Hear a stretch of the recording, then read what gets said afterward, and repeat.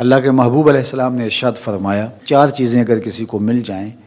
تو وہ اس کی خوش بختی سے ہیں۔ ان میں سے ایک الدار الواسع، کشادہ گھر، دوسرا وزوجۃ حسنہ، صالحہ، پاکیزہ، عفت مآب، نیک فرما بردار بیوی اس سے مراد ہوتی ہے۔ بیوی کا صالحہ ہونا، خوبصورت ہونا، نیک ہونا،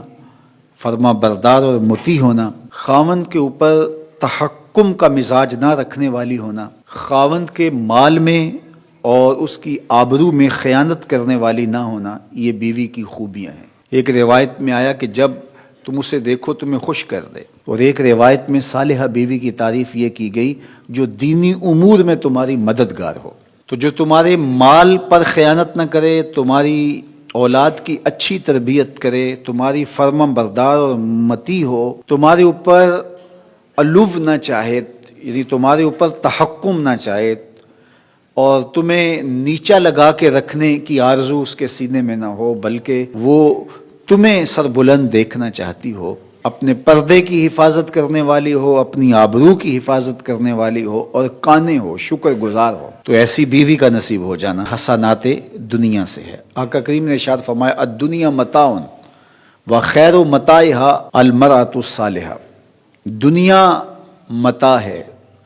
اور دنیا کا بہترین متاع اچھی نیک بیوی ہے۔ تو اگر اچھی صالحہ نیک بیوی نصیب ہو گئی تو یہ دنیا ہی جنت ہے، اور اگر بدکار ناشکر گزار بیوی ہے تو یہ دنیا ہی جہنم کا گڑھا بن جاتی ہے۔ اس لیے یہ اگر کسی کو نصیب ہے تو وہ اللہ کا شکر ادا کرے،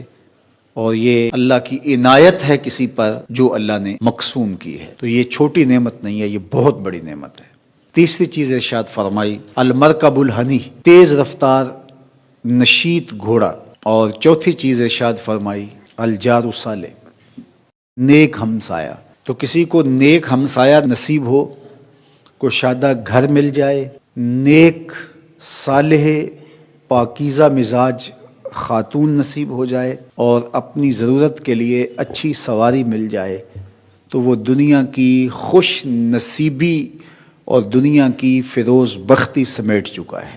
یہ چار چیزیں ہماری زندگی کی خوش نصیبی میں سے ہیں۔ اگر کسی کے پاس یہ چار چیزیں ہیں تو وہ اللہ کا شکر ادا کرے، اور یہ چیزیں جب انسان کو میسر آ جائیں تو وہ یکسوئی کے ساتھ عبادت بھی کر سکتا ہے، یکسوئی کے ساتھ صالح اور نیک اعمال بھی بجا لا سکتا ہے۔ تو یہاں ارشاد فرمایا کہ جب ہم کہتے ہیں اللہ ہمیں حسنات دنیا عطا فرما اور حسنات آخرت